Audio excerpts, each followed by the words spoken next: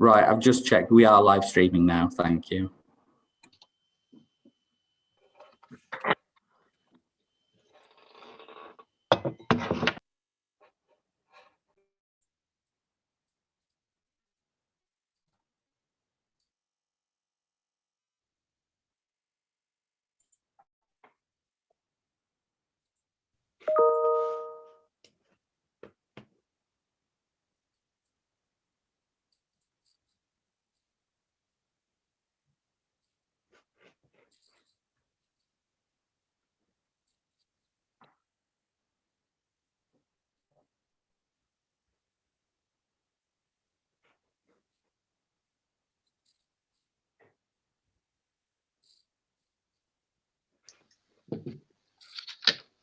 Hi, Chair. Just so you're aware, we've already started live streaming, just to make sure that there weren't any technical issues. Okay, very good. Thank you. Sorry to be late. I'd pressed on the wrong meeting, so here I am. Apologies, I'm late. A couple of minutes. How is most people here already?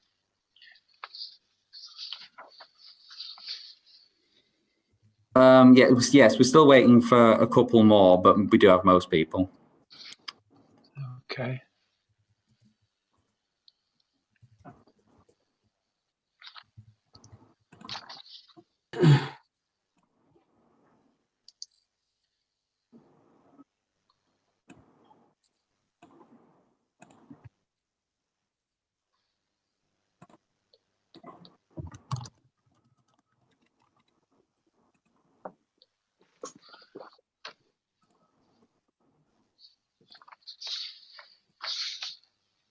Well, we've got 25. Perhaps we should go, and we are streaming as well, aren't we? So let's. Oh, good. There's one more.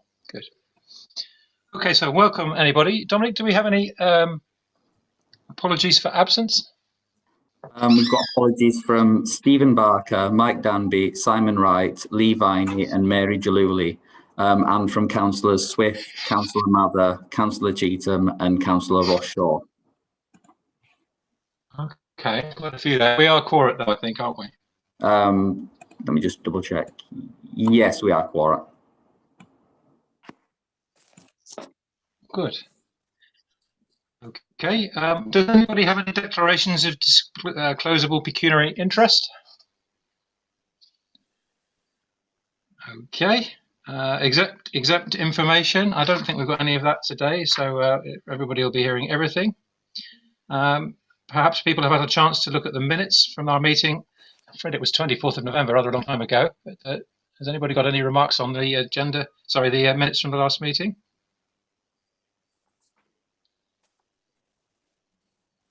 Okay.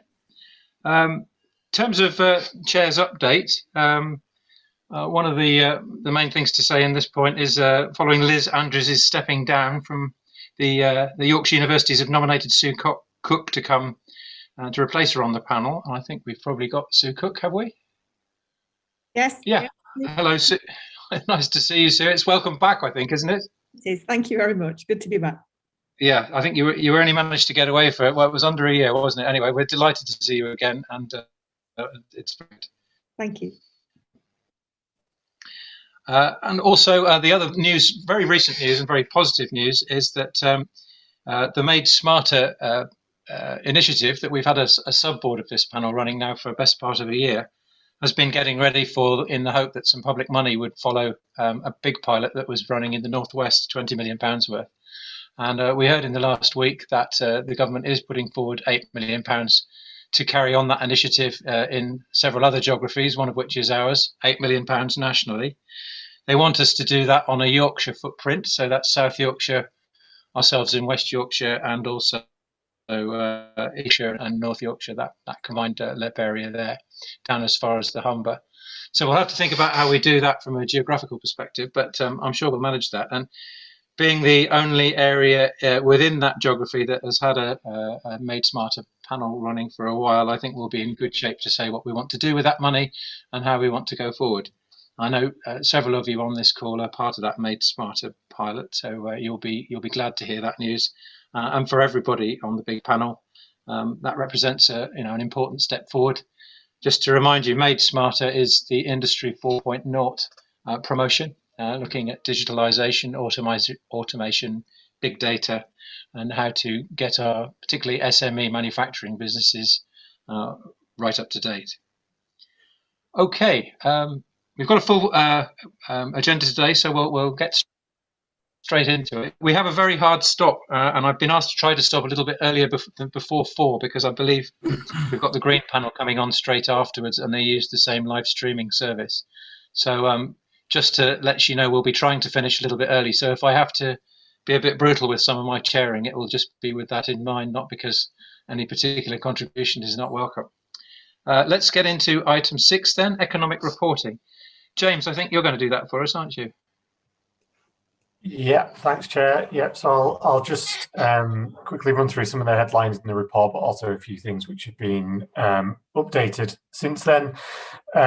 So I guess the main headline in terms of recent national economic growth is the first estimate from ONS of GDP for 2020 as a whole, which showed the economy declining by 9.9% over the course of the year, which is, as most people would expect, the biggest fall we've seen for, I think, around 300 years. So I don't think that's a huge surprise to anyone, but it does kind of confirm the scale of the challenge that the country's seen over the past year.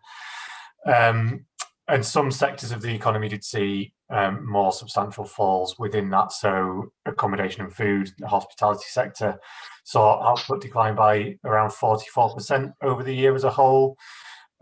Which is obviously, a significant challenge and ongoing challenge for that sector. Slightly more positively, we saw growth of 1% in the last quarter of 2020. So clearly that includes the period of November's lockdown. So there were some concerns that we might kind of see a decline in output in that period, which might put us on course for another recession at the start of this year. But that was one positive was that was avoided. So looking ahead to 2021, some of the kind of more respected forecasters have started to put out their first assessments of what might happen this year. One of which is the National Institute for Economic and Social Research. And they've revised down their growth forecast for this year from around 6% in their previous forecasts to about 3.4% in the most recent assessment of what could happen. So it's worth saying that 3.4% is still relatively strong growth by recent periods. I think we averaged around 1.8% in the decade leading up to the crisis. So it still suggests something of a recovery this year, but perhaps not to the level that was anticipated in their previous forecasts. Clearly, factors such as the ongoing lockdown and the impact that will have both in the short term and kind of potential for further measures throughout the year, as laid out by the government the other day, that will kind of dampen growth a little bit over the course of the year. So moving on to some more local and more kind of up-to-date assessment of what's happening now. The most recent labour market data we have still suggests quite a stable picture in terms of unemployment. So the number of people claiming out of work benefits in January only increased by around 0.3%. So I think that's about 8 months now, where we've seen only very kind of marginal shifts in changes to the kind of unemployment picture. But it's still worth reiterating that the number of people claiming out of work benefits is around 85% higher than it was pre-pandemic. So even though the picture is relatively stable, there's still clearly a lot of people whose situation has worsened over the pandemic as a whole. A similar stable picture when we look at vacancy levels. So the number of job postings online in recent weeks up to around February the 20th is relatively stable, and is also quite close to the level seen pre-pandemic. So comparing it back to March 2020, the number of vacancies being posted online in West Yorkshire is at a similar level, whilst nationally it's still around 13% below that level. So that's both quite positive compared to the national picture, and quite positive that we haven't seen the kind of decline in vacancies that we've seen in previous lockdowns. So that's one area of optimism. Normally talk about business liquidations in these reports as well, because it is obviously a key measure of how businesses are faring. but Companies House have actually paused business liquidations from late January for a month, so till around about now, to kind of, I think there was kind of issues with capacity at their end around social distancing and that kind of thing. So that kind of drove them to pause activity. So there's no real update on that of substance, but that will come through in the coming week or so. And the other main thing that I wanted to mention was that we have the Leeds City Region Business Survey live at the moment. So we're in the course of speaking to about 2,000 businesses across Leeds City Region. As I say, it's ongoing, but we've had some interim results from speaking to about 800 businesses so far. So this could change in the final analysis once we complete the survey and do a lot more work with data. But to date, around 3/4 of businesses say they've seen a negative financial impact from COVID, and only around 11% say they've seen a positive impact. So again, I think that lays clear the challenges that businesses have faced. But more positively, for the year ahead, around 40% of businesses expect their situation to improve in the coming 12 months, compared to around 20% who think it could get worse. We're also asking businesses about the measures they've taken to adapt to COVID, and around 93% say that they've undertaken some measures to help their workforce to adapt to COVID, or some measures that have impacted on their workforce. And the use of the furlough scheme is the most common so far. So around 2/3 of businesses tell us that they've furloughed staff at some point over the past year. And home working was the next most common measure, which 44% of businesses say they've done, and around 1/3 of businesses have reduced staff hours. We're also using the survey to try and get a sense of kind of what businesses think the long-term impacts might be, and I think we'll need a bit more time to kind of unpick that. But one of the headlines so far is that around 85% of businesses don't expect their current home working arrangements to be permanent. And in fact, around half businesses expect staff to be coming back to their kind of normal working arrangements over the next 6 months. And around 3/4 of businesses say that COVID hasn't particularly changed what they expect they'll need in terms of space and premises over the next year or so. And of those that are expecting a change, there's only around 1 in 10 say they expect to need less space as a result of COVID, and around 17% think they'll need more space. So I think, again, that kind of is quite interesting for us to keep an eye on as we think about what might happen as things kind of settle back in, as measures hopefully lift over the next year. And the final thing I wanted to say, I think the next item will cover Brexit in more detail, but just a couple of headlines from some of the data that we're seeing so far. So I think ONS surveys have suggested that over half of exporters have seen some challenges moving goods in and out of the country in recent weeks, with challenges around transportation costs, as well as things around documentation and adapting to new kind of duties and levies. The insight we've had from growth managers locally definitely supports that as well, but also suggests that some of those issues, particularly around paperwork, may be beginning to ease a little bit. So I think that's something we need to keep a close eye on. We already clearly are keeping a close eye on it. And we'll continue to look at the kind of issues which will have longer term implications as well for risks and opportunities as businesses adapt to those new measures.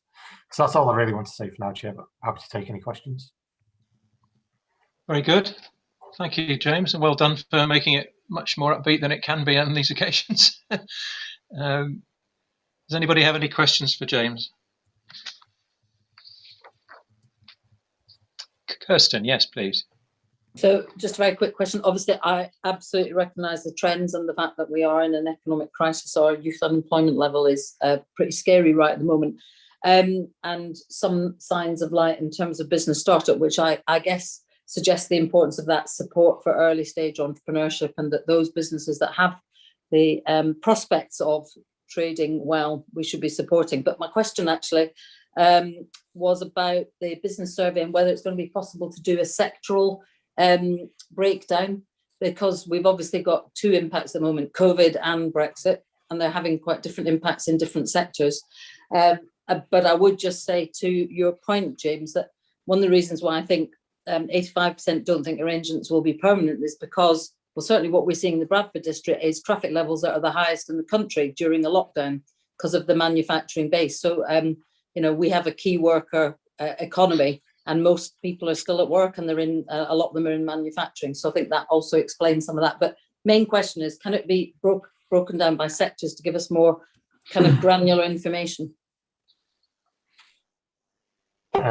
Yes, is a short answer. Yeah. So we have some headline sector breakdowns so far. So, for example, on the kind of space requirements, I think it looks as though, as you might expect, professional services firms will be the ones who are more likely to need less space as we move forward, and the hospitality sector is the one that's kind of expecting to need kind of larger premises.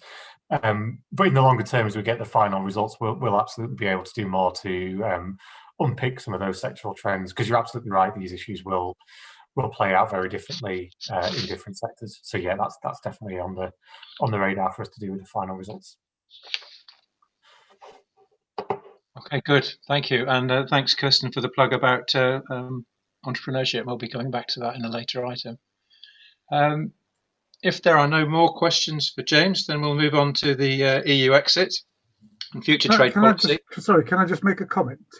That that's Darren, isn't it? Yes, please. It is, yeah. It's just that report was brilliant, and I thoroughly enjoyed reading it. But it was very Leeds-centric, and there's lots of activity going on across West Yorkshire at the moment, especially in Huddersfield and Wakefield, where we're booking the rest of the West Yorkshire trend in footfall coming back to high streets, shop vacancies, and so on. So there's a lot of positivity going on out there, and I just wouldn't want it to be glossed over that there's lots of activity going on in Leeds and there isn't in the rest of the district, because that's not a very fair comparison.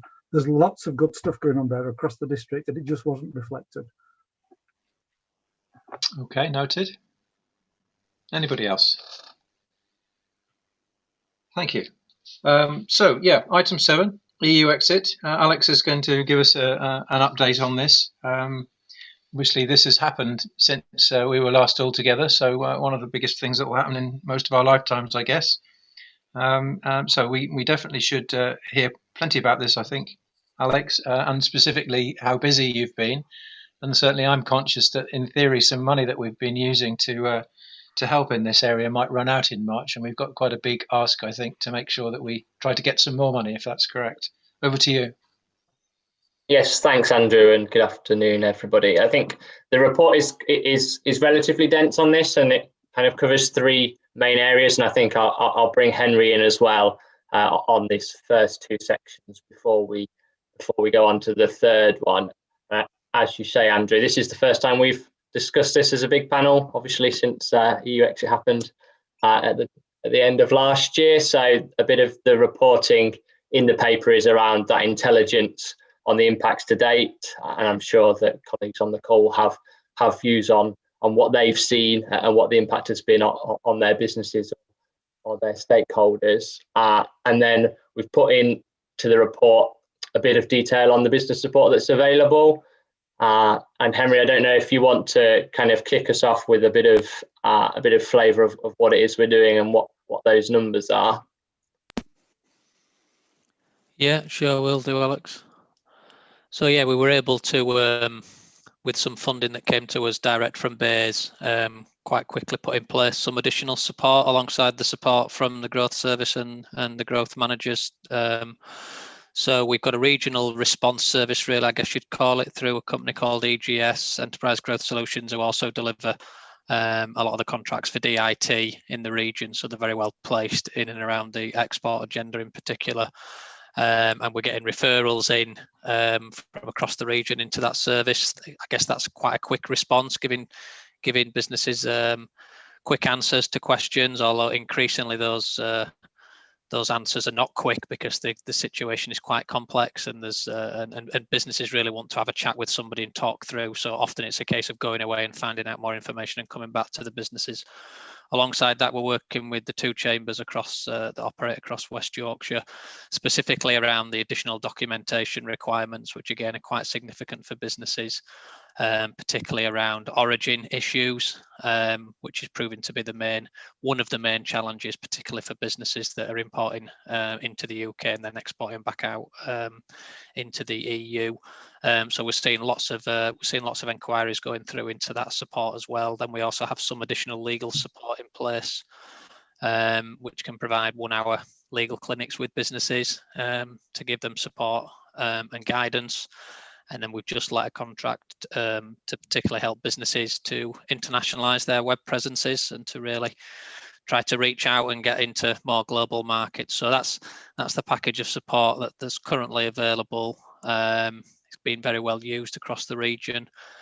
But as Andrew said, currently that funding only extends until the end of March, and there's absolutely no chance that these inquiries are going to stop then. So we desperately do need to put some more provision in place going into the next financial year.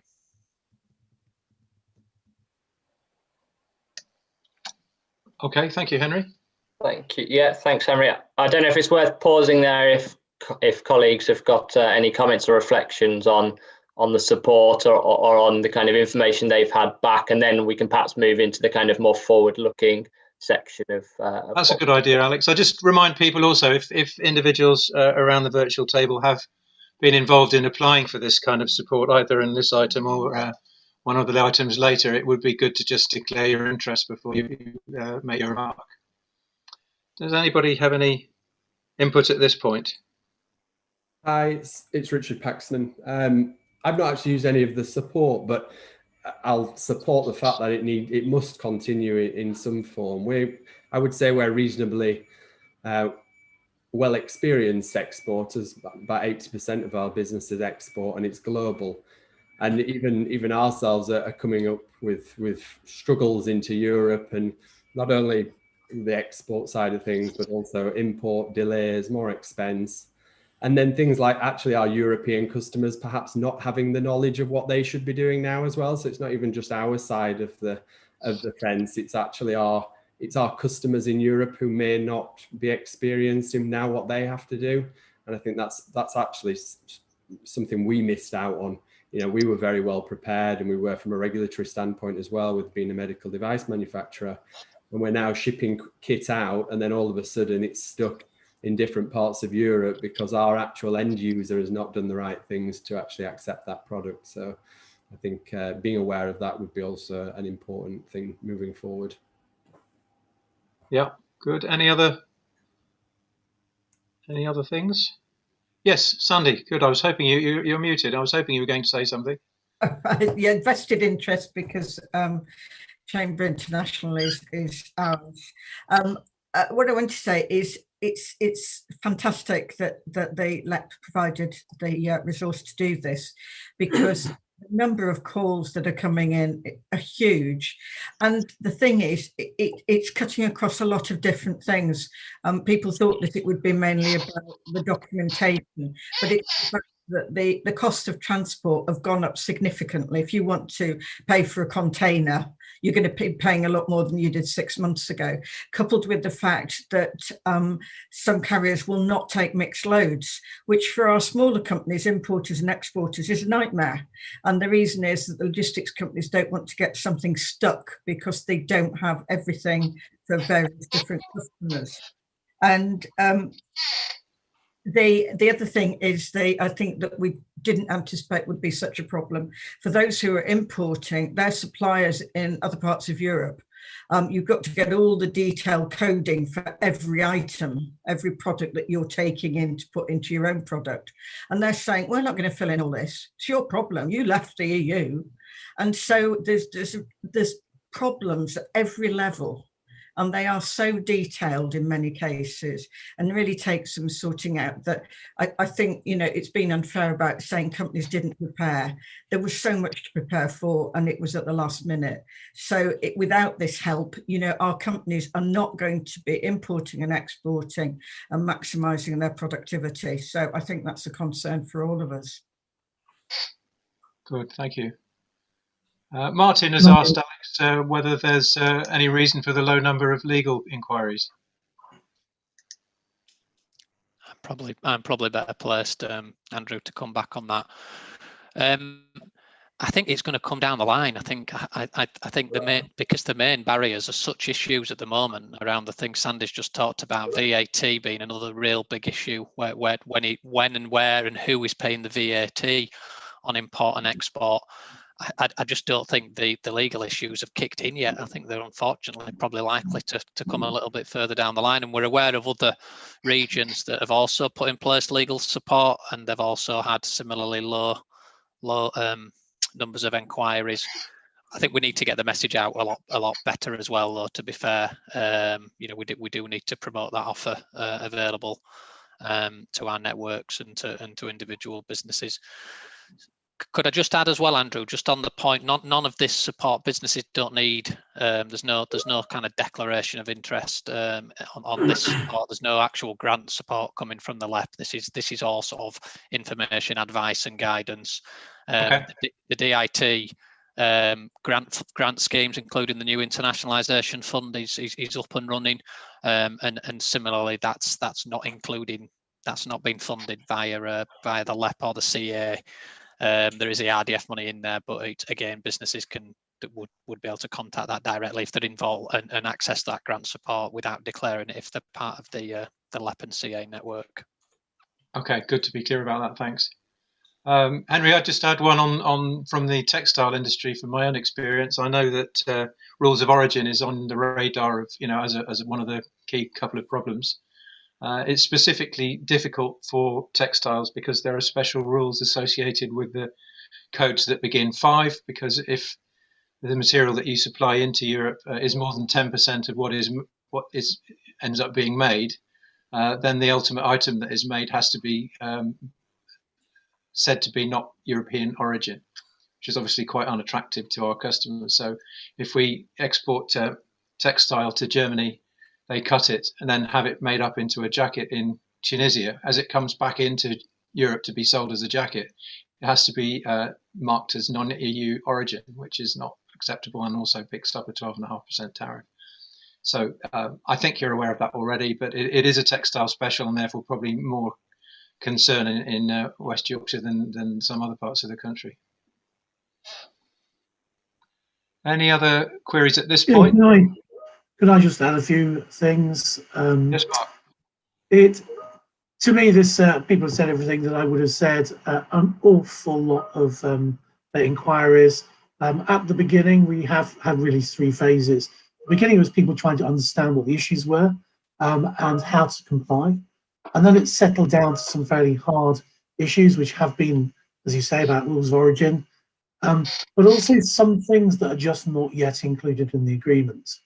And I think we probably all know that some of the hardest hit are food and drink businesses. And so I think that that's what does need to continue. But there are some tricky issues about groupage, about a number of businesses in the same container or the same truck getting through customs. And that's becoming a real problem for some of our businesses across the whole, I'm looking at the whole of Yorkshire, but also in West Yorkshire. So that is something that we are trying to get sorted at a national level. So the number of things where actually it isn't solvable by getting it right. And I suspect that is partly why the legal inquiries have been relatively low, because actually a lot of information is out there about how to do it. The question is that you can't do it, either because the market isn't providing it at the moment, or because it's just not been agreed. So anything that anyone comes across, if they let us know, my team know down in Barnsley, all of that is reported in the same way as we did for the COVID issues that companies faced, and we'll try and resolve them. Good, thank you, Mark. Yeah. So important that we get those messages back, obviously, so that things can get picked up. No more hands at the moment, so I think we'll go back to the more forward-looking bit about what we want to do with EU exit activity. And the ask of the panel here is how do we want to prioritise effort? I think you've got a clear message, Alex, that people see this as very important. You would expect to get that. You've got it from the panel. But perhaps let's talk about what we need to do next, and we might invite comments from the panel about prioritisation. Yeah. Yeah, thanks. Yeah, thanks, Andrew. So as kind of outlined in the paper, and I'm conscious that we've got lots to get through on the agenda, and there's lots more that I could kind of share in terms of detail, but perhaps we can pick that up also in the margins and after the meeting. But we've kind of split it down into three kind of relatively obvious sections. Obviously, firstly, what happens in the short term. So we're aware of the issues at the moment. We also know that we haven't got the data adequacy agreement with the EU yet, which will obviously have a big impact on service sector. We don't have the financial services equivalent agreement either, and there are currently the import kind of phasing in mechanisms that the UK government have put in place to allow that ease of process in terms of importing over the first 12 months, all of which will unfold and no doubt cause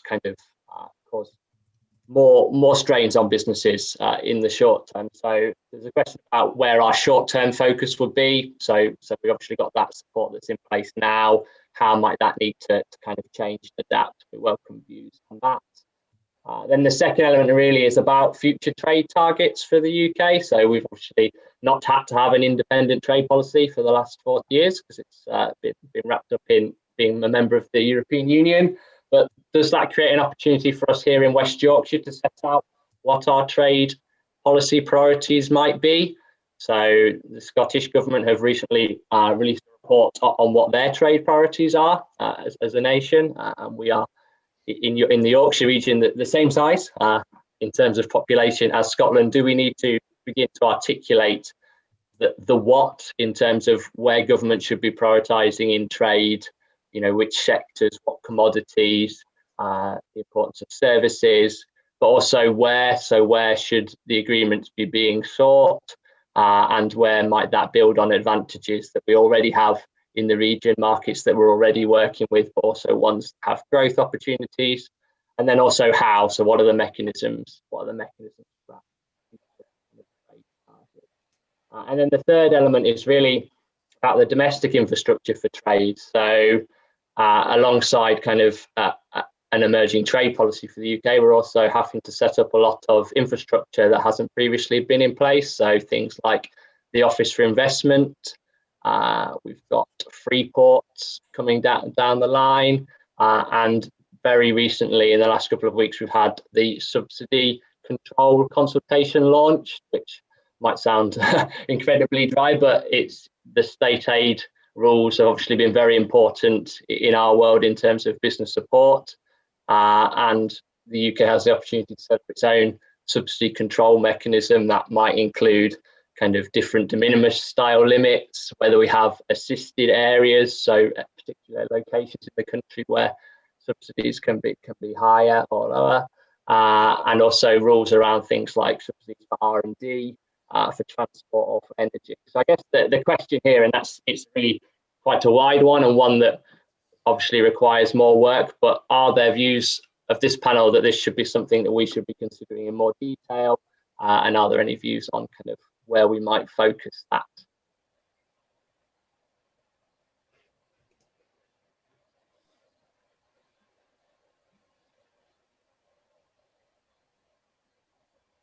Yes, Amir, I can see you raising your hand. Brilliant, thank you. I really welcome the report, and it was really makes really interesting reading. I just wonder that, you know, it does strike me that there isn't, or could there be more strategic planning around whilst we're waiting for government, around what our strengths are within this region, and actually just responding to those. And I think the other thing that sort of struck me is almost all of it feels like it's from, or it's aimed at people that are either already exporting or already in that field and so on. And I think that there's a lot of opportunities for people who may not have considered how they can access these markets. And I think that particularly, you know, with a trade deal with Turkey and places that we've got here, where I think that there'd be a lot of appetite, certainly within certain sectors of the business community here, that would be really keen to exploit that. And I think that when you then couple things like the DIT's export finance guarantees, which I understood has just been increased for Pakistan to £1.4 billion, you know, I think that there's some visioning that needs to be done to try and create propositions that people can then respond to. If we wait for them to come to those conclusions themselves, and it relies entirely on our comms, and I almost feel like if there's something that can do it around creating that vision for them, and then creating the roadmap of how they can then exploit it and playing to our strengths that we've already got, then we're not waiting for government to come up with a policy. Good, yes, thank you, Amir. Comment in the chat from Sue saying, remember the students, the importance of international students, particularly in this area with our 8 or 9 HEN institutions. I think it's something like 5% of GDP as well. It is a, you know, so when you're saying what sectors should we think about, that certainly must be one of the key ones, mustn't it? I tend to agree with both of those comments, especially from a strategic standpoint. If you're looking, we're talking about business recovery and growth, and we keep talking about innovation. We talk about health tech. We talk about green recovery. So I guess, you know, those industries that are in that space should really be considered, and it then aligns that longer term goal. And then where do the countries around the world really fit with those particular industries and plans? So health tech, I know, you know, the US does make sense for that particular market. It's the largest healthcare market in the world. Looking at Japan, looking at, you know, China and India is hugely growing from a healthcare sector. Obviously, that's my experience. But yeah, absolutely, I think align it with place and yeah, industry. Good. Andrew? Yes, Councillor Pando, please.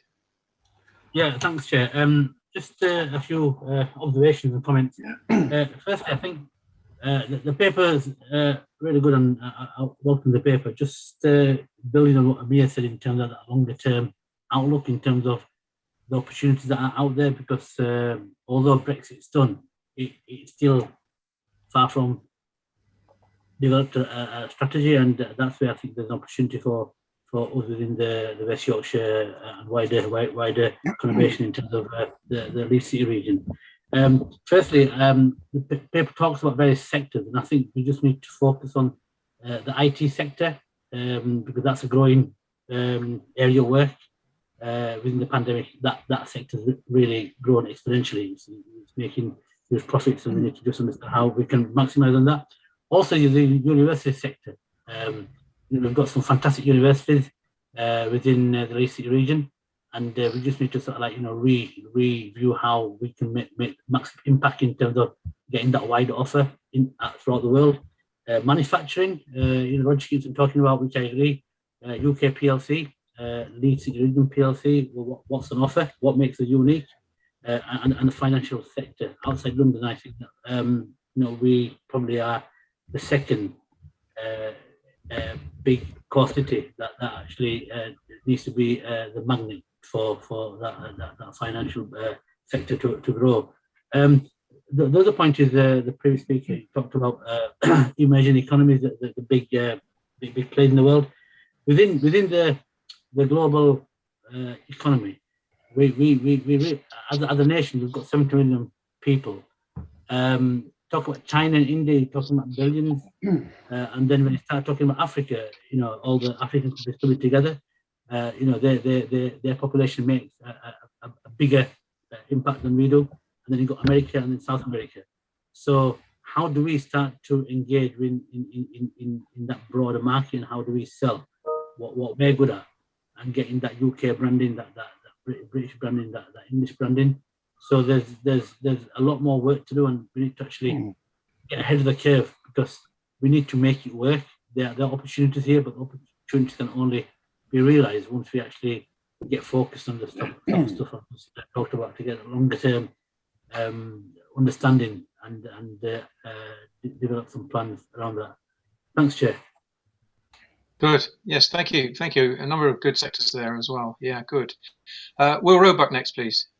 Yeah, thanks, Andrew. I'm sorry about the video. I'm working from home again, and the connection's not particularly good, so it will probably drop out.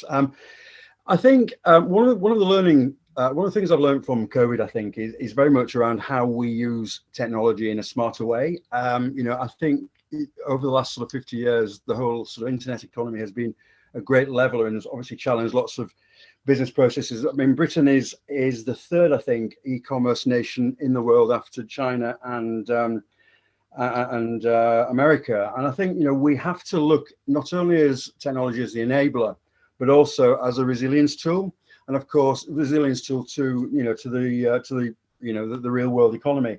And within the tech sector, of course, cybersecurity, as I sort of said time and time again, is driving a lot of the attitudes and behaviours around how we use technology. For me, I think we need to really try and build on a local innovation enterprise nation that sort of brings in schools and lots of different stakeholders and really starts to kind of bring collaboration together. I think when collaboration is done well, we achieve great things. We build upon the shoulders of giants, and we evolve. And I think where COVID is at the moment, I mean, it's very much challenging sort of a lot of the political ideologies that have kind of been left in the 19th century with the Industrial Revolution, and are no longer fit for purpose in a 21st century tech economy. So I'd very much like to sort of look into the how we kind of apply the digital framework, and really look at local shops in town centres. We know we've been struggling with the high street for a long time.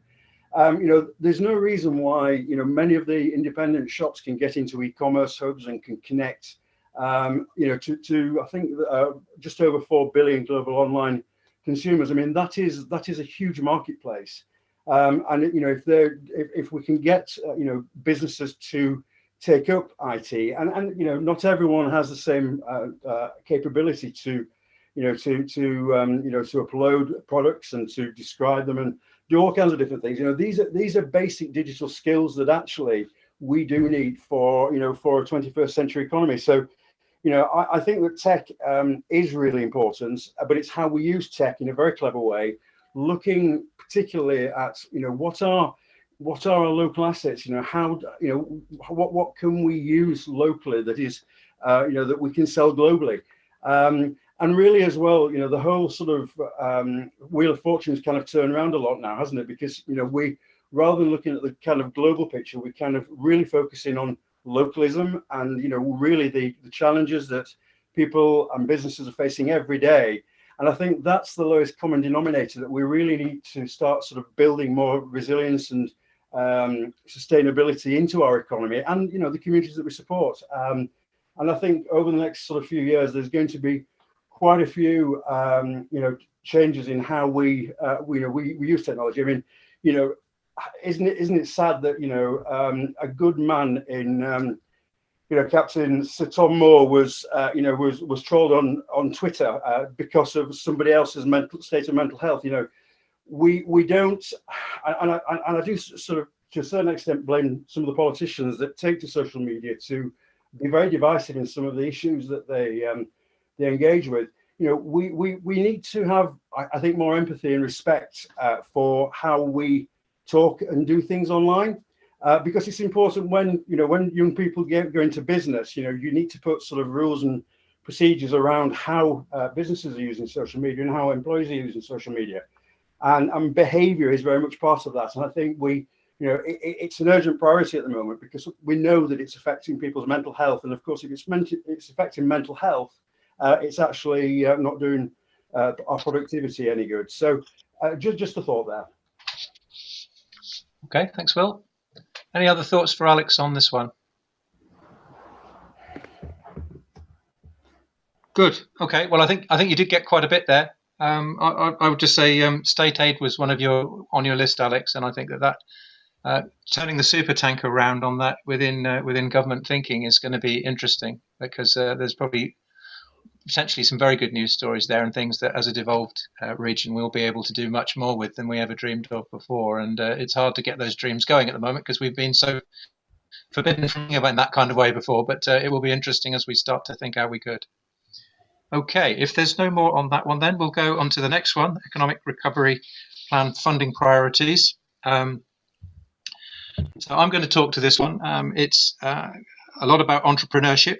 And you've got the paper there on entrepreneurship, and there are aspects of this which feed forward into the next item that Alex is going to do on business productivity and resilience. hopefully you've all had a chance to read the paper, and we're really looking for you to this afternoon address the 4 questions that come at the end of the paper. But just to bring out some of the key points of it, I think it's the main thing is that we're trying to bring coherence to the offer for entrepreneurs. There's been quite a lot done with entrepreneurs already in the region, but it hasn't necessarily been altogether brought together in a coherent or the most coherent way. And what we're seeking to do now with these three different strands is to make sure that we're supporting each part of the entrepreneurial landscape.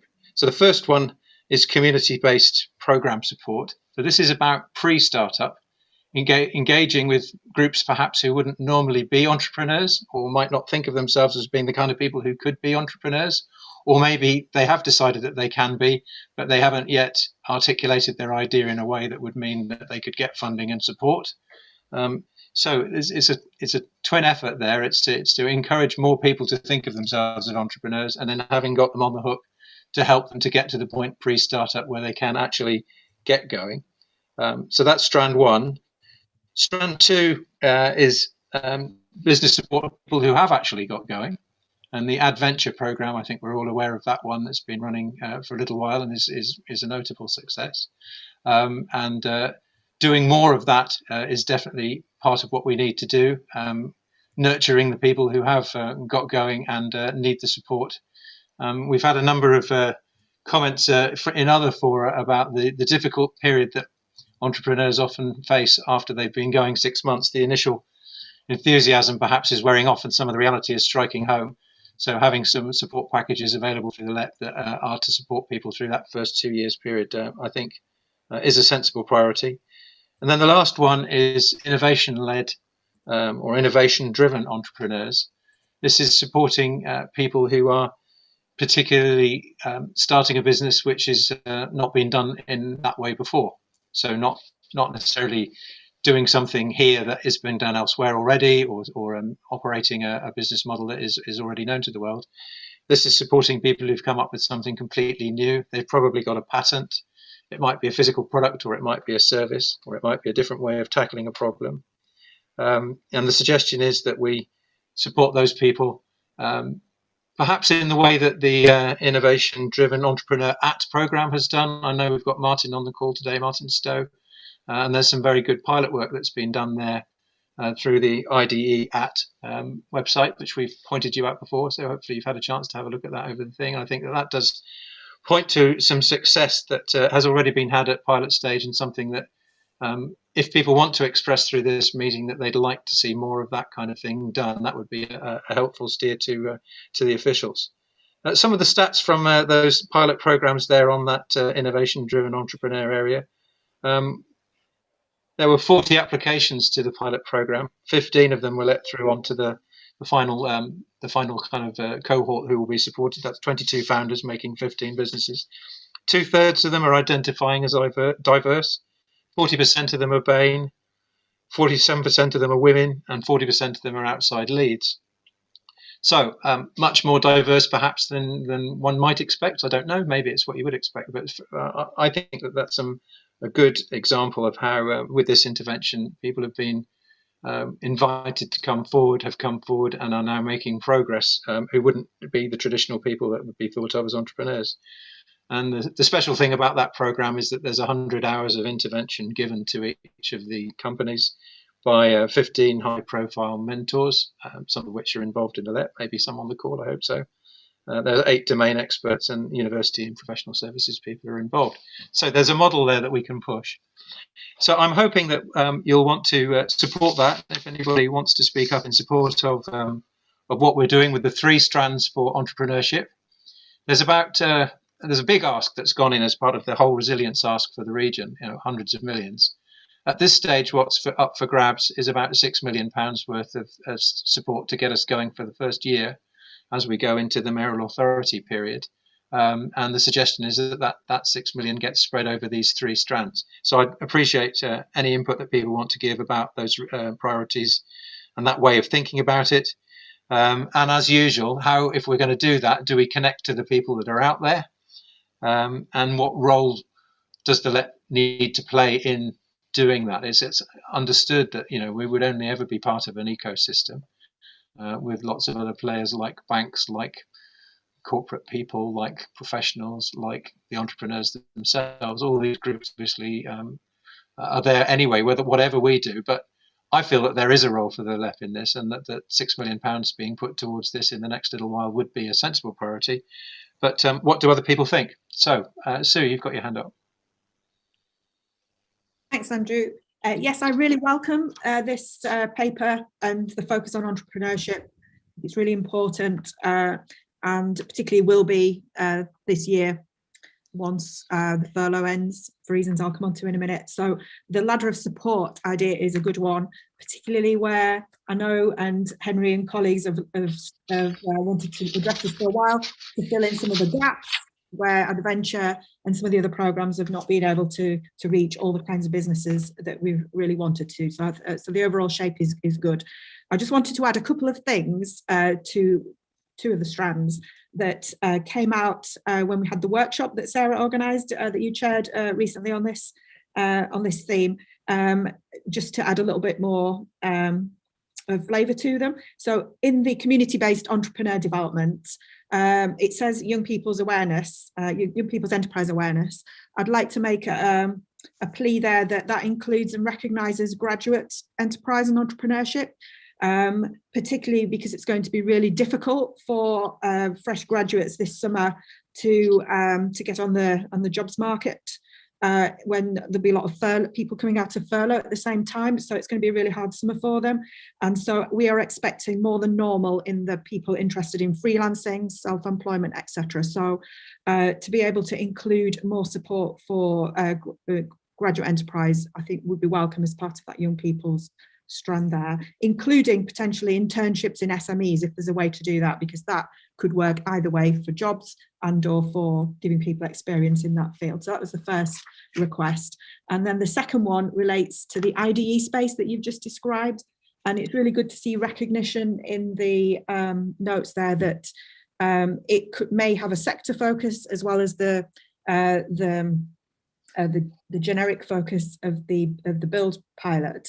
And so I also wanted to ask that we don't simply focus on one particular model here, because I think there's space for several approaches, particularly building on other successes in the region, like the Grow MedTech programme, which has supported a lot of patent development, commercialisation and exploitation of IP, particularly in that health economy where we know it can take up to 10 years to bring something from the lab into commercial reality. And so I just wanted to, as well as mentioning the build model, also mention the Grow MedTech model, because I think there's scope for the HEIs in the region who have successfully collaborated on that to bring forward a successor programme in that space that will really contribute both to the entrepreneurship and also to the health opportunities in that bit of the economy. So I wouldn't want to see that one neglected as another IDE-led potential activity for this space. So that was it from me. Thank you. Okay, very good. Thank you, Sue. Yeah, I really echo the point about fresh graduates and entrepreneurship. It's not only the people coming out this year, there's still the people from last year who haven't got a job, isn't there? So, it's particularly acute, I think. 2 years worth of graduates, not one really. Would anybody else like to remark on this? We had the main LEC board yesterday and got good support for the push on entrepreneurship there. I think probably for the people in this room, it's kind of self-evident really. So if we haven't got a lot to say, that's okay. I'm taking it as shouting support rather than everyone disinterested, which I'm sure is correct, especially as a number of you, thank you very much, were involved in the January seminar that we did to put some of these ideas together in the first place. So hopefully you're enjoying seeing them come to some sort of fruition. Phil, yeah. I think these schemes are really important. If I reflect back on our business and where we started, which we started doing something completely different than what we're doing now. But that started through business-based incubators, and we kind of worked our way through and figured it. But a lot of support was provided, so that's why these schemes are important, because those individuals that are driven to do that will find them if they're there and if they're willing to do that. I can see that there's a bit at the front end of this about in the community, because I think my network favoured the track that the businesses had, because I had connections that linked back into the support networks that were already there. And if I didn't have had them, it would have been quite difficult. So the networks are really important, people that are built wherever that demographic is, I think. But we still continue to do that in whatever trajectory we are as a business, that the support is needed, and we reach out because we're still growing as a business. I was just trying to think in this discussion points that people have ideas, but the commercialization of them ideas is important. We've got lots and lots of good businesses in the region, and what the connection between those businesses that can commercialize these ideas and help other businesses start to achieve what they need to do. So, for example, we're quite a technology-driven company, and we operate in certain areas, and I think probably aspects of graduates maybe coming out of Leeds University that are interested in setting up their business in a particular area and niche and whatsoever would have value to our business. We might be able to commercialize aspects of that into our customer base because they have the skills appropriately, and therefore they can maybe build a business around it. So it's like, how does it link in to the wider business community? How are them opportunities? Because that can be, it's like a lever, isn't it? So I don't know, does it?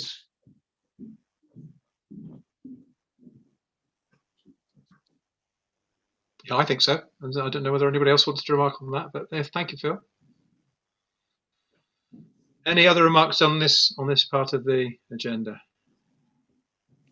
Andrew, I'd probably just like to comment, if that's all right, just to say that particularly the funding source for this is obviously coming through the gain share money, through the mayoral money, which means it's not coming with the usual restrictions that we've faced through ERDF and other pots of external funding. And this is particularly important, I think, because it means we don't have this business to consumer restriction, which we've had a lot with the support that we've been able to deliver in the last few years. So this is a good opportunity to really engage with the business to consumer sector a lot more actively, which is obviously very critical when you look at the impact of the pandemic. We're not going to have those restrictions, so it should be sector agnostic, this, which I think is a positive step.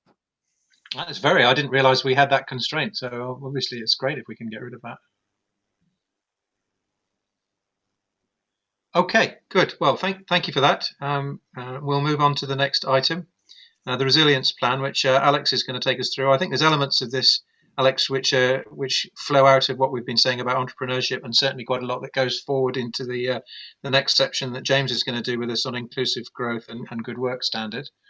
I think we did see the picture that you've put in the paper back in November, but it's good to see that you've built on that still further, and looking forward to hearing what you want to say about it.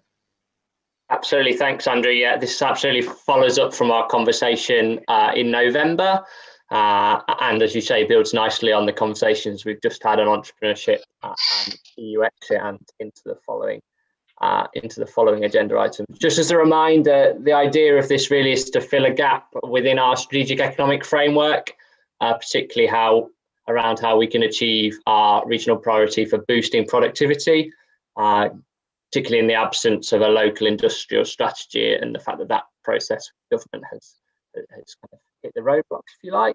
But I guess it also recognises, in the context of economic recovery and EU exit, the issues around business productivity and resilience become more, not less, important, particularly in recent times. And I as a LEP and a city region, we need to have a plan about what we can do positively with the levers available to us, what actions we will prioritise. So that's kind of the basis the plan comes from. From the meeting we had last time, we obviously took on board a number of really good pieces of feedback. So the need to recognise more prominently the role of mental health and good work to both productivity and resilience, to demonstrate the alignment with other strategies, particularly on employment skills and innovation, and to demonstrate also how this contributes positively to both the inclusive growth and the tackling the climate emergency priorities, as well as being clear on what delivery and implementation looks like, learning from successful interventions like the productivity pilot, which we looked at the review of last time. So in terms of what we've done, and really welcome kind of any views or reflections on this, and the aim really is from here to go out to wider public consultation, to then come back with a more detailed draft plan for our May meeting to seek approval to that. But in terms of what you can see, so under 2.3, as Andrew pointed out, there's a diagram setting out the draft proposals of the plan on a page. So that is slightly different from last time, taking on board the feedback. So there are now 9 action areas split between business behaviours and transformational opportunities. Including those business behaviours, we've added a distinct element on good work to recognise kind of benefits to employees and employees of greater engagement and progression. And also the links between this and the climate emergency. We've added a 4th transformational opportunity, particularly around the transition to a net zero economy, which is clearly important for resilience, but also offers opportunities for productivity. And there's also, just to draw your attention, that under 2.5, we've attempted to kind of start to lay out what we mean when we talk about taking this into implementation. So how we would target this plan at businesses at different stages of their life cycle. So what do those business behaviours look like if you're in a kind of pre-start phase, which links to the discussion we've just had, but then a more established business, perhaps with kind of lower or more moderate growth ambitions, but also for those high growth businesses. And that really matches with the approach kind of that we want to take with the wider growth hub and the support available there. So this should all be tying into how we deliver both our own services, but also map into the services and support that's available elsewhere. And I guess the other element is just that we need to do a bit more to consider, I think, and it links to the entrepreneurship discussion around the demand side and how we increase the demand for some of these behaviours. So not only do we need to have the support in place, but how do we increase the demand for the things that we think will make a difference? And I will stop there. Okay, good.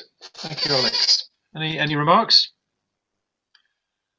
Yeah, I think the good work is definitely a nice build, and I'm still happy that top left we've got those business behaviours enshrined as in some of our key thinking points. It's always been a shock, hasn't it? I think we all remember when that evidence was uncovered about the number of businesses in the area that don't have a business plan, which I imagine hasn't changed to any great extent yet, and so make some inroad into that would really be fantastic. And it's nice to see also how this does link with many of the other things we're doing, which is what you would hope. It's about resilience, yeah, and resilience never more required than at the moment. Peter, yes, please. Thanks very much, Andrew. I'm sure Alex is far too modest to say this, but we had a roundtable earlier this week with a number of academic experts who looked at the business productivity resilience plan. Those academics have been working for a long time in this space, and all of them felt were in agreement that this was a really good start for what Alex has been pulling together with the team. Offered some useful insights on how it might be strengthened going forward, and we'll continue the dialogue there. But I just think it would be useful at this point to just say that the feedback was very positive. Great, good. Thanks, Peter. I should have mentioned that in my introduction. It was on my notes somewhere, but that is really the first stage of that consultation, which now, kind of with the endorsement of this panel, we want to go kind of deeper and further with. Just say a little bit more, Alex, about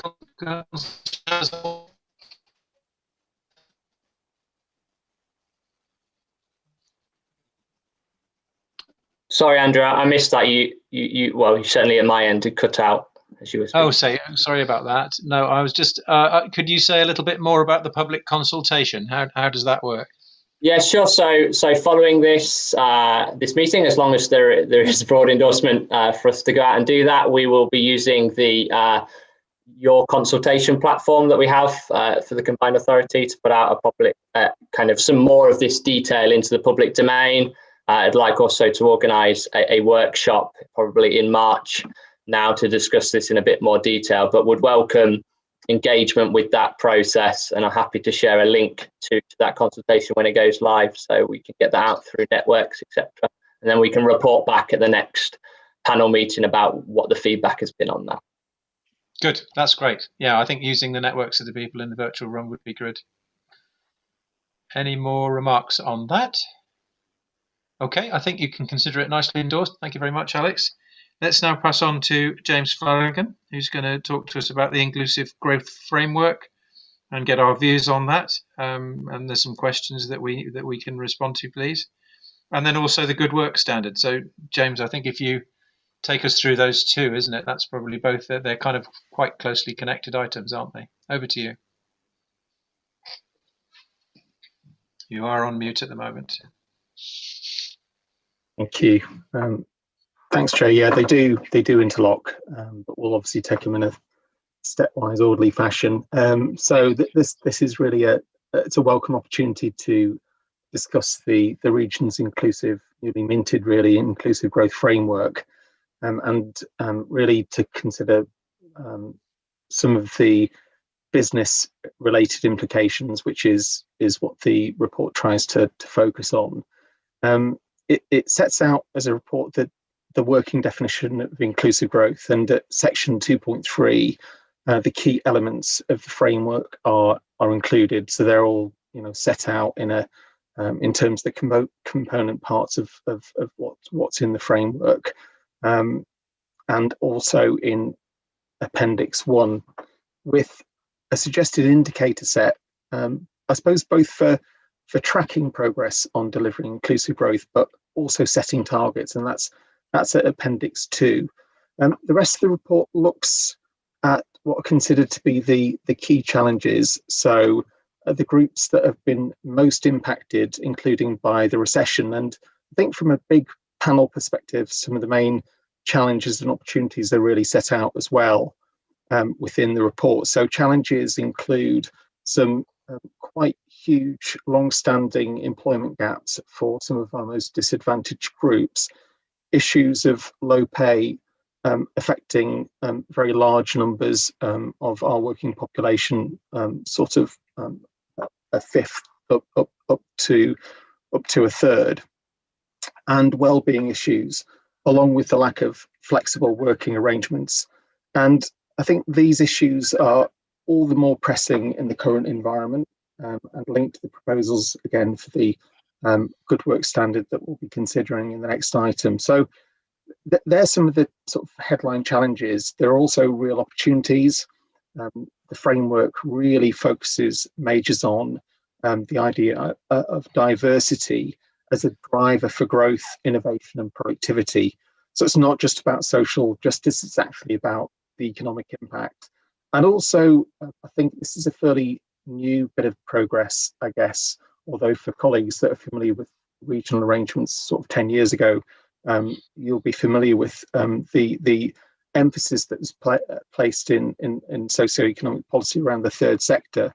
And this is considered to be a sector which has been hiding in many ways in plain sight, but is absolutely key to addressing and closing the inequalities that we see within the economy and society more generally. So building on these opportunities and addressing these challenges is obviously, the name of the game. A framework's fine, but we need to have. Hello? All right, yes, you. Andy, I think you need to put yourself on mute, please. Andy Peterson. Yeah, did. Lovely. Okay, so yes, and Appendix 3 includes a pipeline of potential interventions. It's really illustrative, but it gives an idea of the scope in terms of addressing the key goals of the proposed or the agreed framework. So The report concludes with a series of questions that the chair mentioned at 2.11, and it would be great to discuss these within the panel unless there are any other questions arising. Good. Any questions, or perhaps we could start to address the discussion items that we were asked to have a look at. Do we like the framework goals? Have we got all the challenges here? It's a chance to put any extra ones in, I guess. And what do you think about the indicators? And how could we improve this still further? What other things might we think of? I'm really delighted, James, to see that we're putting happiness in and life satisfaction. And when I first mentioned that at a workshop about 4 or 5 years ago, and it's happening again now. People smile, it's like it's kind of, it feels still a bit hippie weird, doesn't it? But it's actually really sensible to focus on it, I think, because it is a very lovely place to live, this, and many people have very lovely lives, although they may well not be as rich as they are in some other parts of the world. So I think, just from being a competitive sort of person, I like to think there's some games that we can win, and if we can show ourselves and make ourselves to be really happy, that's probably a better objective than really rich in many ways.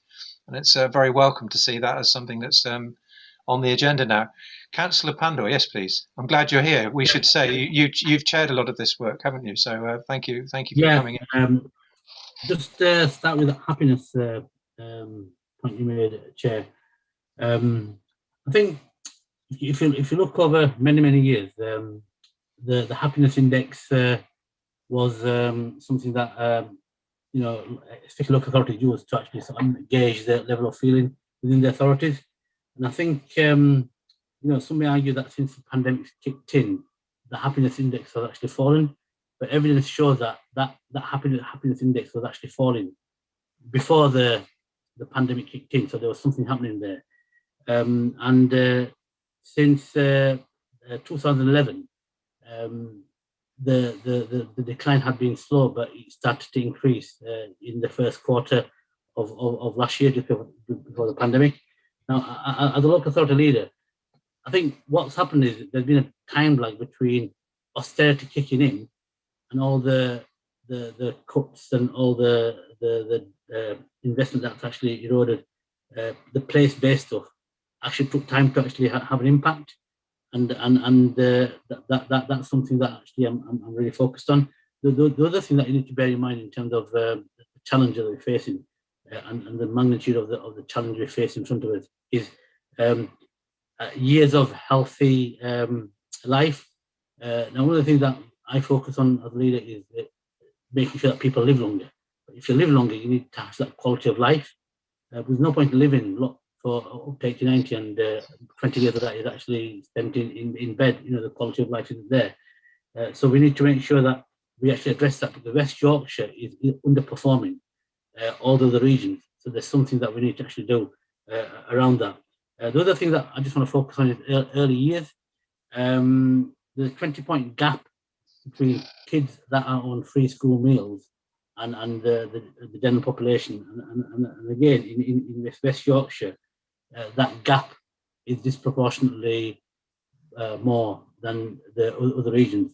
But then you don't stop there. You actually then drill down at a local level, local authority level, and within local authorities neighbourhoods. The gap is even more startling, because in some parts of Kirklees, I'm sure the same goes for Leeds and Wakefield and Bradford and Calderdale and Wakefield. Some parts of these authorities, you've got people living 10, 15, 20 years longer than the most deprived. So when you look at the whole shebang in terms of good work, which we're going to talk about later on, is the same people that are disadvantaged, that are on the fringes of society, that live in poverty, and the thing that we're trying to do both as employers and as public staff, it's the same. How do we actually improve that, and how do we actually unlock the potential? So I think this framework is actually a step in the right direction. And the report you presented earlier on, Chair, regarding the entrepreneurship and the stuff that we talked about yesterday, is actually music to my ears, because I think now the whole thing is coming together. The economic recovery plan, which has been led by Susan, who's the chair of the Combined Authority, will hopefully dovetail into this work. And once we get the ducks lined up across all the different boards, then it's an easier task to actually start to address. And I feel that we are moving in the right direction. Thanks, Chair. Good, thank you. Yes, Amir. Yeah, I just wanted to say, I mean, obviously, I think this is a really, really good initiative, and I think the framework aspirations are really good, and I'm very supportive. I think for me, one of the things that I guess is a bit of a litmus test really is as somebody who is in business, relatively engaged and working with lots and lots of other businesses, what would I do differently as a result of this document? And what would this framework, how would it enable me to operate my business differently? And how would it enable me to pass on something to other people that would allow them to reposition their business?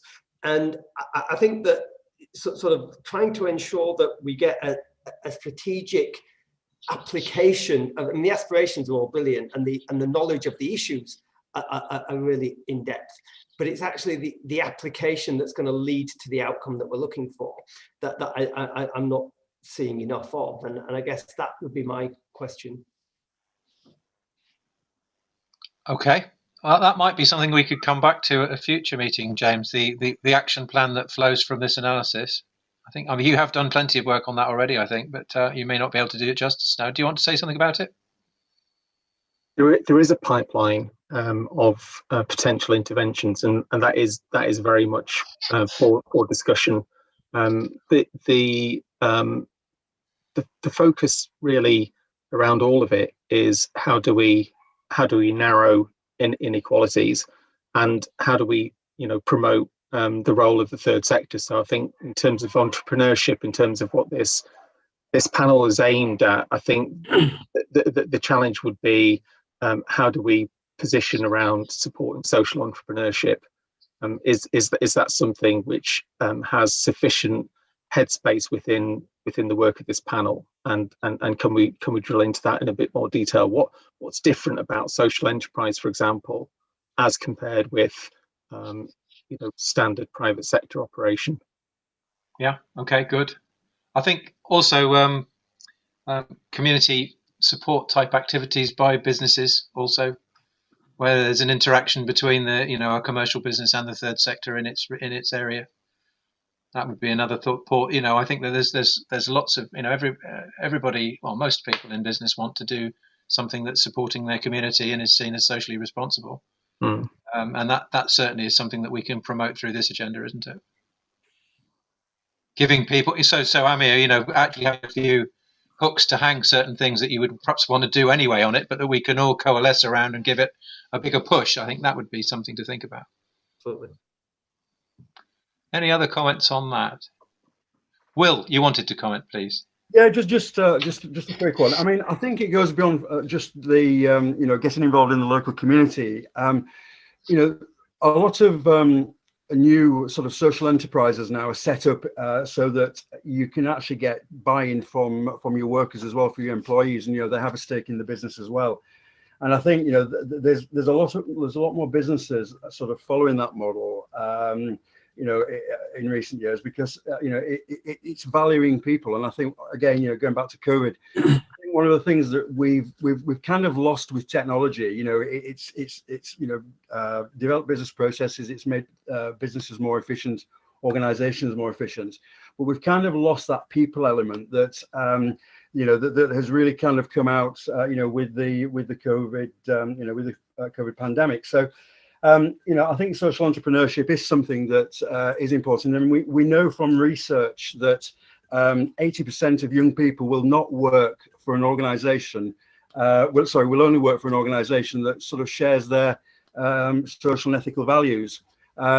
I guess when the job market is so contracted that beggars can't be choosers. But I think as a general principle, we have to look at what young people are thinking and their changing attitudes and behaviours. I don't think we've done enough of that at the moment, and certainly if we're going to develop an entrepreneurship, I question whether some elements of entrepreneurship you can't really teach in at all, because part of it's kind of the the risk of life, and as we know, who would have sort of seen the global pandemic on the horizon. So attitudes to risk, I think, are something that you just have to experience rather than be taught in schools and universities. The other comments I was going to make as well is that I think this entrepreneurship really kind of starts at a young age as well. I think we have to start encouraging young people, children, to pull things apart and put things back together. Just the childhood stuff that I used to bang nails into into pieces of wood and make ships and sail them on the pond. And I think it's just kind of that inquisitive element that I think we need to really build into entrepreneurship at the earliest opportunity. I mean, as you know, Andrew, I'm really keen to to really start looking at building relationships between schools and young people and businesses from primary school upwards, because I think by the time you start offering careers advice at 15 in the high school, it's far too late. And I think as part of the building opportunity, strengths, resilience, continuity, I think is really important. That kids need that continuity, and if we can get businesses, all businesses, not just the usual suspects, the butcher, the baker, everyone's included, to really work with young people and and really kind of support them. And I know a lot of the teachers, head teachers in many of the schools across West Yorkshire are quite keen to see more business-led projects in schools in place of stats. So there are some quite interesting things coming out of with COVID, which we've kind of been looking at as the economy has been changing really over the last 20 years. Okay, good. Yes, thank you. Okay, James, I think you were looking also to have a nomination for an inclusive growth champion from this group as well. Is that right? That's correct, Chair. So it's very much along the lines of the green economy champion, and presumably you've been approached by that panel in a similar way. Yes. If somebody would like to volunteer to be our inclusive growth champion right now, that's fine. Otherwise, it may be something that we can follow up after the meeting. So maybe something for people to think about, and it would be nice if somebody volunteers. Otherwise, I'll have to volunteer one of you on my band, and that would be a very bad thing. So think carefully. And it's fair to say that I can see on screen now 3 members, including the chair of the Inclusive Growth Panel. Anyway, so arguably it's a bit of duplication. But at the same time, if another panel member would be interested in taking on that role, I think it could be really valuable. Just add an extra pair of hands onto the task, because as a framework, we don't want it to be this very narrowly focused bit of work. We want it to permeate and link, really addressing Amir's point. What really we want to answer that question in terms of the big agenda, very, very clearly and forcefully. Yeah, fine. So we'll think about it and ask Sarah to remind me to come back to that after the panel. Okay, let's go on to the next very joined up item, the good work standard, something we've been talking about really on and off for at least a couple of years, isn't it, James? But good to see this coming out now. Sure, thanks, Chair. So yes, it was considered at this panel, I think back in September. So I won't go through all of the rationale and background, but safe to say that it's really about nudging, I suppose, is one way of putting it, as many employees as possible, of private, public and third sector employees of all shapes and sizes, to adopt quite inclusive and people-friendly employment practices. So again, picking up on Mir's point, it's how do we actually, what's different about the inclusive growth approach, and the good work standard is really very central to that. There's been a lot of impetus around the good work standard since actually September. And that's come through the LEP board, the Economic Recovery Board, which has prioritised it as a thing to do. And at the pan-northern level, so the Convention of the North and NT11, very much want to have a consistent approach across the North. So today's paper really looks at the strengths and weaknesses of different options, which were promised back in September to bring back to this panel. So they're included at Appendix 1. Briefly in turn, option 1 is around adopting an existing approach. Andy Peterson, could you put yourself on mute, please? Thank you. Thank you. Right. In this case, it's the Greater Manchester model, and that's shown in itself in full at Appendix 2. It's considered to be delivering well. It's well resourced. It's got a pragmatic approach to aligning with local approaches like the Salford Standard, which is based on reciprocal agreements. They've got limited output so far, I suppose it's fair to say. Still solid progress. They've got 200 plus supporters who've pledged support to the standard, 22 members, albeit when you tot up the employees affected by that level of commitment, it's 200,000 employees across Greater Manchester. So in summary, if we just adopted that option wholesale, it would allow us to hit the ground running with minimal delay. Option 2 is about adapting and developing an existing approach so that it better fits with the West Yorkshire context. So for example, we could consider the GM model, but we could ask the following questions. So should the principles of enabling equality, diversity, and inclusion, which are sort of hidden, cross-cutting within the GM model, could they be strengthened and made much more explicit?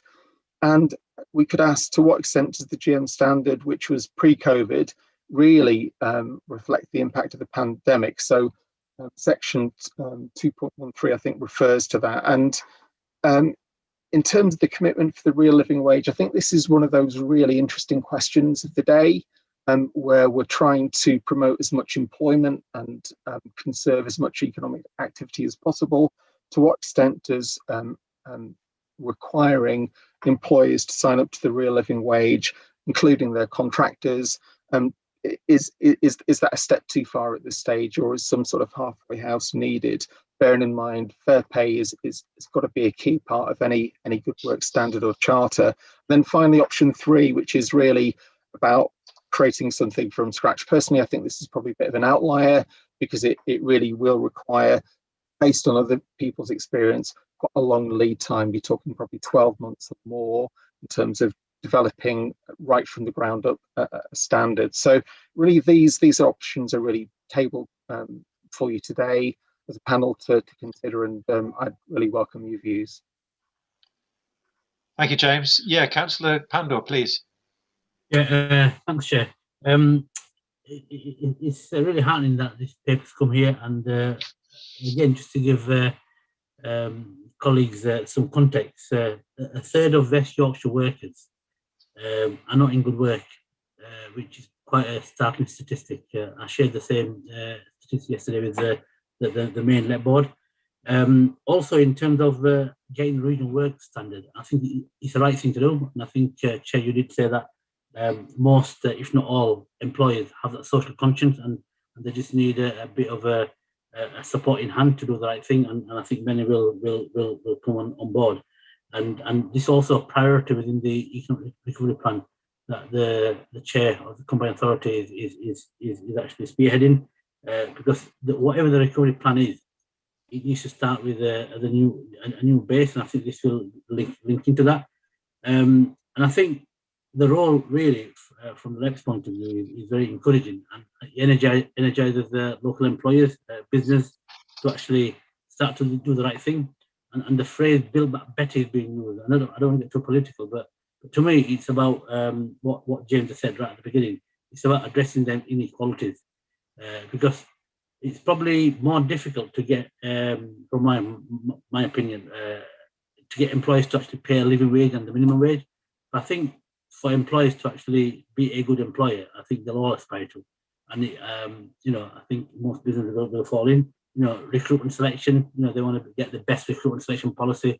They want the best staff, and diversity and representation across a full range of of community, right, is good for business. And we see the most successful private business that do that thrive, not just in local and national markets, but also internationally. And we see examples of that, getting more and more wider. Pay and conditions, that's a given, to make sure that they have proper pay and conditions. And that also links into the health and well-being, because there's also another indicator around well-being and mental health. People feel more secure and more healthy and more in line and in sync with society. So they don't have to worry about their job. So they've got some kind of job security. And we know that many people who are on furlough will probably not go back to their employment. So we need to actually strike and run while the iron's hot. And also going into retirement, because what you want to do is you want to make sure that you actually provide a good pension and all the benefits and whatever you can as an employer, that people actually who have contributed into the system do actually have a quality of life, which is also part of the overall well-being. So in terms of the options, the ideal would be get everybody to do it and we'll develop our own, which will probably take a long time. At the start for 10, I would probably put my neck out and just say that, look, let's use the model that's already there, maybe slightly tinker with it, because we want to make sure that the economy starts opening up, hopefully in the next few months. We actually hit the ground running, and I think employers will also appreciate that we've got a very clear roadmap to actually providing some kind of well-being for our region. Thanks, Chair. Okay, very good. And Richard Paxman's put in the chat option 1 or 2, which was a bit similar to what Councillor Pando just said. I think I'd probably be saying something similar too. I'll go to Will Roebuck and then to Sue, please. Andrew, just to come back on Councillor Pandore, I think generally speaking, there's a lot more appetite in business for social entrepreneurship. I think attitudes have changed. There's always been an interest in philanthropy. I mean, obviously, during the Industrial Revolution, we a lot of the mill owners kind of invested locally, and we can sort of see it's the results of that sort of in for example, Saltaire. In terms of the minimum wage, I mean, somebody's got to, it has to come out of the business, and it's kind of that toss up, isn't it, between do you pay the minimum wage or do you employ more people for the business? And I think one of the things I do think that the LEP can do is really start to talk about what businesses are, because I think there's still a lot of fear around business that don't get me wrong, when businesses are kind of ripping off the taxpayer in the public sector, it doesn't kind of it doesn't bode well for the rest of us. And I think with COVID, we really do need to start changing the conversation, and at the end of the day, we all need to get behind the private sector to to start sort of generating wealth again, because without that, we're not going to be able to pay for the public sector. So I do think that there is some misinformation around businesses, the drive profit, and it's kind of almost been seen in the past as untouchable. And this is no longer acceptable. We've gone through a pandemic. We really do need to sort of start looking at how we build all this resilience into our economy. And businesses are resilient. They always find a way. And as I say, I think there is this appetite for more engagement with social issues. Corporate social responsibility has been around, I think, since just before 2000, and the business sort of adopted it earlier on. They do it really well. So it's I think for me, it's just making sure that corporate social responsibility and engaging with some of these issues, it isn't a tick box exercise.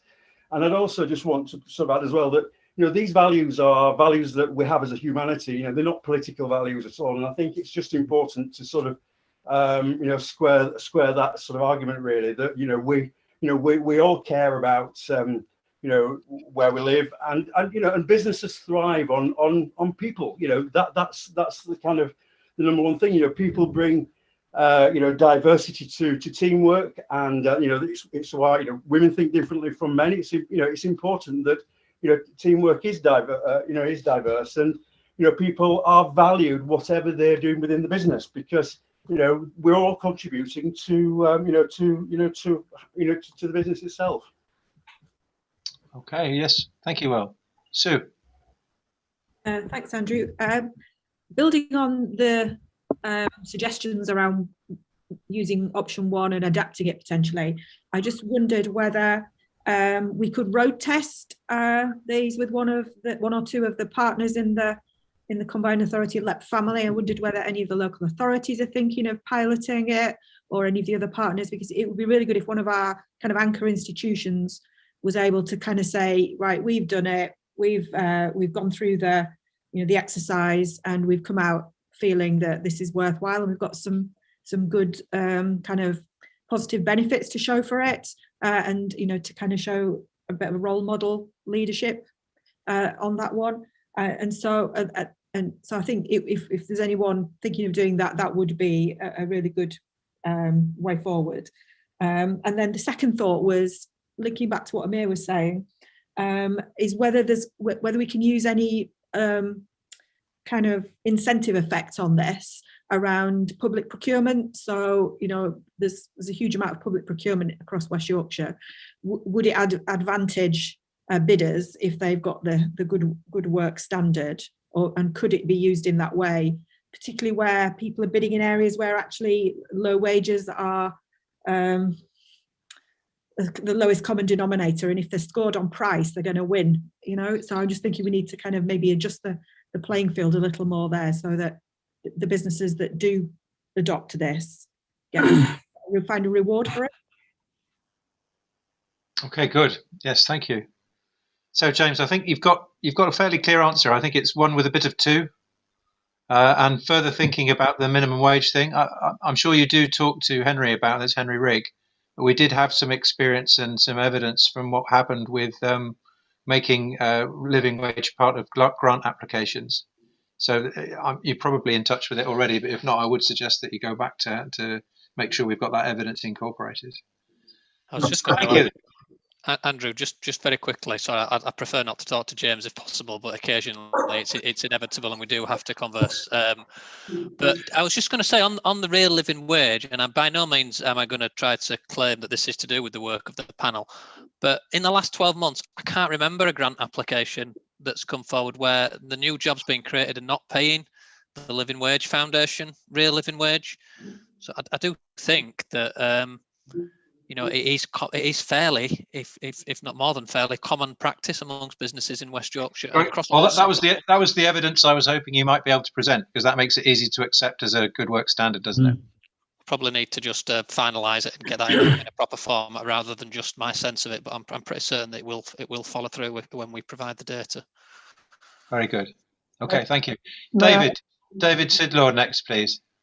Sorry, I'd just like to say that I'd be perfectly happy to volunteer us as a private sector organisation to have a look at what the implications would be of implementing whatever good work standard you're talking about, looking at whichever one you decide to, and seeing how it would fit. And we could have a look at the implications of, because I have got concerns about what if it was to extend to contractors. So I'd be quite happy to volunteer us, or at least my HR department, to road test this and see what they think, and how it might impact on a large corporate organisation. Very good offer. Thank you very much, David. I think I need to shut that one down now. Hopefully you've got what you need from that, James. But we possibly do need to go on to the next items. Just before you do that, Sharon, and obviously conscious of that pressure of time, the paper does also talk about establishing a reference group with a number of partners, and therefore it would be great if David would consider, with your support, Chair, becoming involved in that. I think it add a great deal of value. I was hoping that was just going to be, exactly that one would be picked up in that way. It's a great offer from David. Thank you again. Good. So thank you, James. That was very good stuff. Now, an item from Sarah, which is important. We've got a big festival coming up in March, and it would be very remiss if this group wasn't right behind it and encouraging everybody that you know to get involved with it. Possibly getting involved yourselves, that would be good. Some of you are probably involved already, but it's an exciting program, and we thought you would like to just have a little bit of a preview of it. So over to you, Sarah. Thank you for that, Andrew.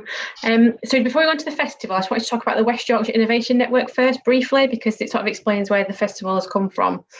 So back in 2017, you remember this panel was instrumental in signing the MOU with Innovate UK to kind of do more together, to drive up our businesses in terms of their applications to Innovate UK, and to support them, accessing that landscape better.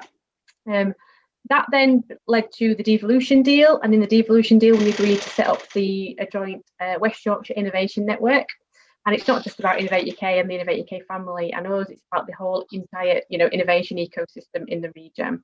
So we meet regularly, we talk about strategic issues, we talk about opportunities to collaborate, we talk about opportunities to bid for funding together, and to just generally join up the offer better, provide better support for businesses, and therefore drive up business innovation in the region. Off the back of that network, we're going to try and set up some maybe thematic, more peer-to-peer networks potentially around health tech, health innovation, and there's also discussions around space as well at the minute. So it's a starter in terms of bringing together the key providers and the key players in the kind of the support landscape to do better really and join up the offer. One of the first ideas that came from the group in terms of what can we do really, and it comes to the point that we talk a lot about in this panel around the profile and shouting loudly about all the good stuff we've got going on, because whilst we have got some challenges in the region around innovation, we've got some great support and we've got some great businesses doing great things, and we tend not to shout loudly enough about that. So one of the ideas from the panel, from the network, was to set up a week of celebration, a week of successes, a week of shouting loudly about innovation in the region. So the West Yorkshire Innovation Festival was born. This year will be our first festival. So it's going to be a bit of a, let's see how it goes kind of thing, but we're hopeful it's going to be really, really successful. And it's kind of, this panel has been instrumental in kind of getting the message in and driving the kind of the agenda and making sure that we are focusing on that profile raising piece, and we are focusing on that shouting, and we are focusing on joining up the landscape and making it simpler for businesses. So I'm going to ask Jen to just talk you through briefly some of the collateral that we've got, some of the events that we've got running, just to kind of highlight the breadth of the activity we've got through the week. And I know there are some of you who are involved in some of the events that we're running as a LEP, but a lot of the events are being run by our partners, which is what this is all about. This isn't just about us doing it, this is about the entire innovation landscape coming together on this one. So Jen. Yeah, hello, thank you, Sarah. If you just bear with me, I will share my screen very, very quickly, because given, as Sarah says, sort of, bear with me, I'll just put this onto full presentation mode. Hopefully you can all now see that. So just sort of to give an overview of practicalities and what we've got organised. This is running from the 15th to the 19th of March, which I'm aware many on this panel are already involved with, whether they're leading some inspiring stories sessions or whether they're hosting their own and various parts of our panel discussions. So to ensure that this really is a truly collaborative event, we've got an individual identity for it, sort of really stepped out into creating an iconic something that we can put on annually.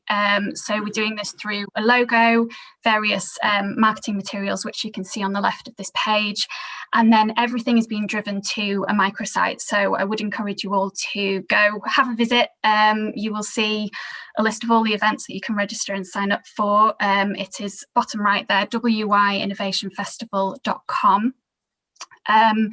And with all of that, we've got currently 41 events organised through 21 organisations. So many are sort of running a series throughout the week.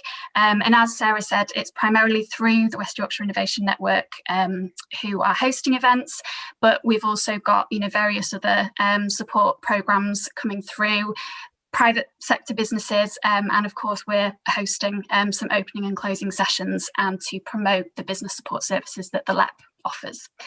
So I've just very briefly sort of pulled together out of those 41 such a broad range of topics. So things from more around embedding that sort of innovation culture within businesses, the mindsets, to adopt, how to drive and create innovation dream teams, then practical around what support is available. So all those support programs from funding to, conversational advisory services, business profiles. So again, there's a few on this call. Both Yemi Tech and Paxman doing some inspiring stories, features to share, learnings. And it's not just all the good stuff, it's also the part of innovation of, making mistakes and working through that. Very current, lessons from the pandemic, and then very much quite a few on the future of innovation, so broken down by various sectors as well. So just sort of last thing before I hand over again, the sorts of events, and again, there's someone here which haven't been named, so I do encourage you to go and have a look. But just to show that the spread, Yorkshire universities, there's one about just simply collaborating. There's a number of universities in our region coming together to put on this event, working with businesses to show what support is available, how you can work and bring sort of your idea to reality. The LEP, we are sort of opening on the Monday morning with more of a thought leadership discussion on sort of what's the future, how are we going to fulfil our potential within the region. And then the Yorkshire and Humber AHSN support for health tech innovators, so really sort of sector specific work there. But as I said, third time lucky, please go have a look on the website and sort of sign up and spread the word, because it should be a really, really exciting week. Thank you. I'll just stop sharing there.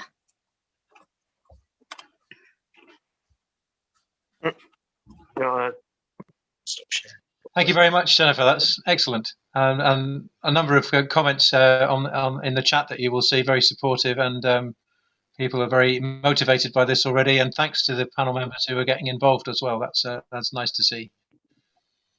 Sarah, is there anything else we want to do on that? No, what we'll do after this is send a link round to everybody, and if we can just all, social media, LinkedIn, out to your networks, just share the message that this is going on and get as many people signed up to listen and get involved as possible. Very good. Okay, thank you. The last two items are mainly for information only. It's just an opportunity for we will end a little bit early because I know they need to get on with the next meeting too. But I did just want to say that the particularly in the work of the growth service that's reported on there, staggering amount of work that's being shifted, and it's just worth people in this group being aware of it. 7,000. This is in the last 9 months. 7,000 inquiries, which is up more than 60%. 1,000 small firms have been supported with £2 million worth of funding from the growth deal. 400 firms have benefited from £1 million of funding under the Digital Resilience Voucher Scheme. 50 SMEs have been organised into action learning groups, peer-to-peer support. And the real headline item, which we've been involved with, although it's mainly a West Yorkshire Combined Authority effort, but the growth network have been very involved in referring people to it and providing the information behind it. 60,000 payments, 54,000 companies supported with £640 million worth of support. These are businesses typically that have had to be shut down because of the COVID restrictions. So just imagine the amount of work that's been involved in getting that much money out of the door in the period. And I think we can all be proud that the people that we're associated with have done such a cracking job on that. So Henry, feel free to add to that if you want to in any way. And I think on the trade, we've had a good crack at trade actually earlier on the EU Brexit deal. So unless anybody has any questions about that, I will close the meeting. Okay. Thank you all for your input, and we'll see you again soon. Thank you, Chair. Bye.